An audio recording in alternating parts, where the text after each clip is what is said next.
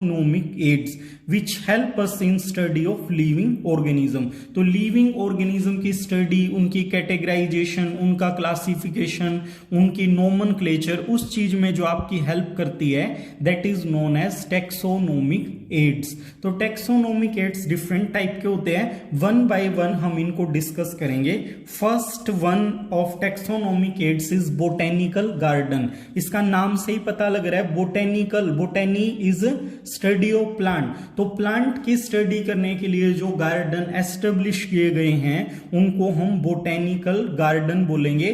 These are for the scientific study and better understanding purpose. तो यहां पे क्या देखते हैं, place where variety of plant have grown, जहां पे आपने डिफरेंट वैरायटी के प्लांट जितने पॉसिबल हैं वो ग्रो कर दिए, उस प्लेस को हम बोटेनिकल गार्डन बोलेंगे। इसका पर्पज क्या है, क्या एम है बोटेनिकल गार्डन कंस्ट्रक्ट करने का? Scientific study. आपने क्या है, साइंटिफिक स्टडी करवानी है स्टूडेंट्स को उनके अंडरस्टैंडिंग के लिए, तो ये इसके लिए मोस्ट सुटेबल आपका एक तरीका है बोटेनिकल गार्डन।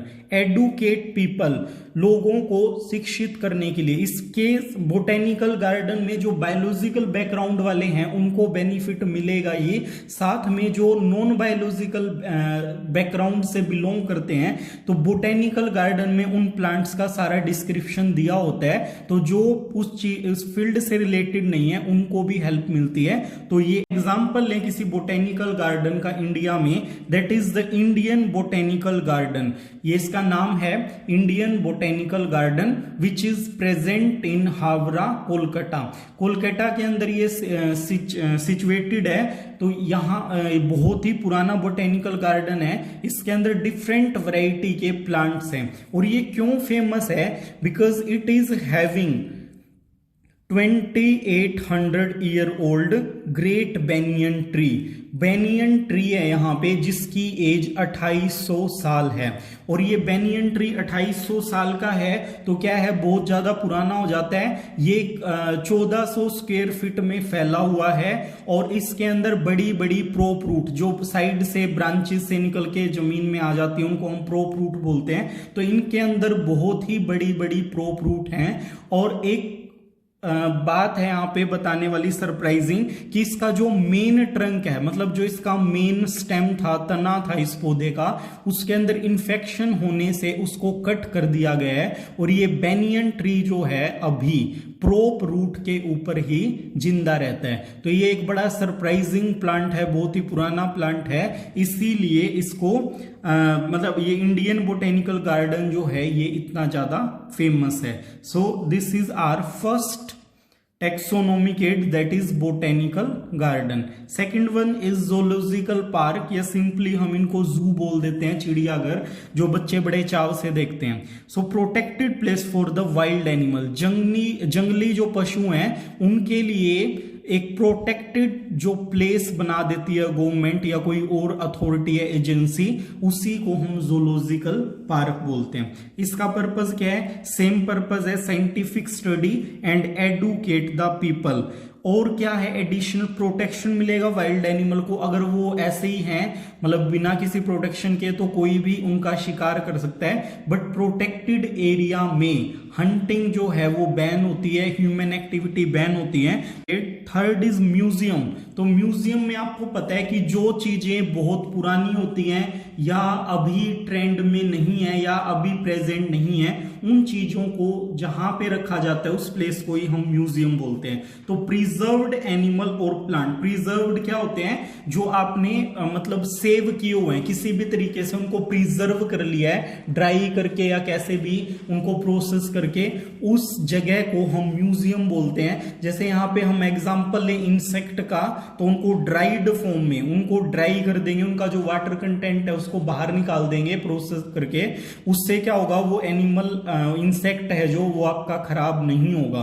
तो म्यूजियम क्या है, जो एंशिएंट एनिमल्स हैं या प्लांट हैं जो आज के टाइम में प्रेजेंट नहीं है, उनकी एक्चुअल स्ट्रक्चर क्या थी, उनकी शेप क्या थी, उनकी मॉर्फोलॉजी क्या थी, उस चीज को स्टडी करने में हमारी हेल्प करते हैं। तो म्यूजियम भी क्या है, बड़े बेनिफिशियल हैं for the purpose of scientific study. तो यहां पे एनिमल और प्लांट आपको एज इट इज मिल जाएंगे, जैसे वो उनकी नेचुरल फॉर्म में होते थे। Next taxonomic aids is herbarium. तो हर्बेरियम काफी लोगों को आपको पता भी होगा कि क्या होता है। एक जैसे ड्राइंग आपकी फाइल होती है, उसी तरह की बड़ी फाइल होती है। उस फाइल में क्या करते हैं, आप प्लांट के डिफरेंट पार्ट्स को, लीफ को, स्टेम को, या पूरा प्लांट अगर वो छोटे साइज का है तो आप उनको प्रिजर्व करोगे। प्रिजर्व कैसे करोगे, पहले उनको प्रोसेस करना पड़ेगा। अगर आप एज इट इज लगा दोगे तो क्या है, वो कुछ दिन के बाद खराब हो जाएंगे, आपकी शीट भी खराब हो जाएगी। अगर आप उनको बिल्कुल सनलाइट में ड्राई करके लगाओगे तो वो क्या है, वो क्रशिंग से कुछ दिन के बाद टूट जाएंगे। तो क्या करना है, you have to collect the different specimen and you have to dried those in the shadow. उनको आपको छाया में सुखाना पड़ेगा, उनको प्रेस करना पड़ेगा, उनको ड्राई करना पड़ेगा। उनका वाटर कंटेंट जो है आप 0 कर दोगे, कोई भी मेटाबॉलिक एक्टिविटी वहां पे नहीं रहेगी, तो वो आपके प्रिजर्व हो जाएंगे। So what is herbarium, collection of dried pressed molted plant on paper sheet. Paper sheet पे क्या किया आपने, ड्राई करके उनको पेस्ट कर दिया। अब हर्बेरियम का स्टैंडर्ड साइज होता है 29 सेंटीमीटर बाय 40 सेंटीमीटर। तो 29 सेंटीमीटर और 40 सेंटीमीटर की शीट होती है, ब्रेथ और लेंथ है ये उसकी। तो ओल्ड डिस्क्रिप्शन, सपोज कीजिए आपकी ये शीट है हर्बेरियम की, तो हर्बेरियम शीट पे आप यहां पे अपना स्पेसिमेन क्या करोगे, पेस्ट करोगे, और उसके राइट कॉर्नर में, लोअर कॉर्नर में उस प्लांट का सारा डिस्क्रिप्शन हम लिखेंगे कि वो प्लांट का साइंटिफिक नेम क्या है, उसका कॉमन नेम क्या है, वो किस क्लास, किस फाइलम, किस फैमिली, किस स्पीसीज से बिलोंग करता है, और उसको कहां से कलेक्ट किया गया है। तो सारी की सारी इंफॉर्मेशन आप शीट के लोअर राइट कॉर्नर पे लिख दोगे। तो ये क्या है, हर्बेरियम, मतलब बहुत ही ज्यादा बेनिफिशियल एक्टिविटी के तौर पे भी हम इसको बच्चों से करवा सकते हैं। तो ये आपका क्या है, हर्बेरियम फाइल आप इस तरीके से बना सकते हो।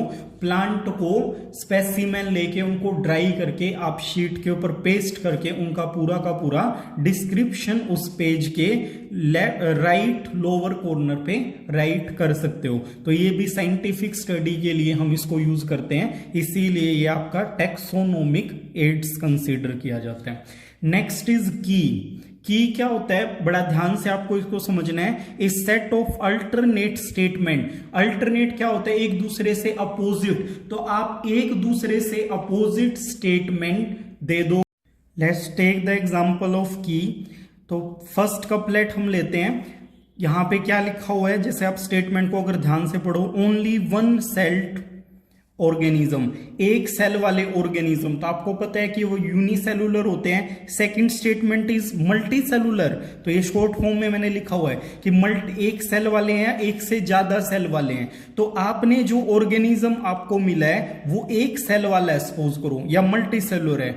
अगर वो सिंगल सेल ऑर्गेनिज्म है तो क्या करना आपको, go to the statement second statement पे आपको मूव कर जाना है। न्यूक्लियस इज प्रेजेंट, क्या उसके अंदर न्यूक्लियस प्रेजेंट है? अगर प्रेजेंट है तो इसका मतलब क्या बन जाता है, वो यूकैरियोटिक बन जाता है। और जितने भी सिंगल सेल यूकैरियोटिक ऑर्गेनिज्म है they will come under category protista. तो इन दो स्टेटमेंट के बेसिस पे आपने कंक्लूजन निकाल दिया कि वो जो एनिमल है वो आपका कहां आएगा, प्रोटिस्टा किंगडम के अंडर जाएगा, क्योंकि उसके अंदर एक ही सेल है और न्यूक्लियस प्रेजेंट है, इसलिए वो क्या हो गया, unicellular eukaryotic organism, and that will come under the protista. इसी तरीके से अगर सेकंड स्टेटमेंट पे आपको जाना था, ओनली वन सेल्ड, एक सेल वाला है लेकिन न्यूक्लियस एब्सेंट, क्या उसके अंदर न्यूक्लियस एब्सेंट है? अगर एब्सेंट है तो वो प्रोकैरियोट में आ जाएगा, and all prokaryote come under kingdom Monera. तो आपने मतलब दो स्टेटमेंट के बिहाफ पे कि एक सेल वाला है, न्यूक्लियस प्रेजेंट है या नहीं प्रेजेंट है, उसकी किंगडम को फाइंड आउट कर लिया। अब देखिए सेकंड, मल्टी सेलुलर, क्या वो मल्टी सेलुलर है? तो अगर मल्टी सेलुलर है तो थर्ड स्टेटमेंट के ऊपर जाओ। So first, multi cellular autotrophic. Autotrophic कौन होते हैं? आपके प्लांट्स होते हैं, because they are having chlorophyll. तो आपके प्लांटी किंगडम के अंडर वो ऑर्गेनिज्म आ जाएगा। सेकंड, अगर ऐसा नहीं है तो इसी स्टेटमेंट से आप इसके नेक्स्ट कपलेट पे जाओगे। हेट्रोट्रोपिक। हेट्रोट्रोपिक मीन्स क्या है? मल्टी सेलुलर है लेकिन अपना खाना खुद नहीं बना सकता, तो इसीलिए किसके अंदर आ गया?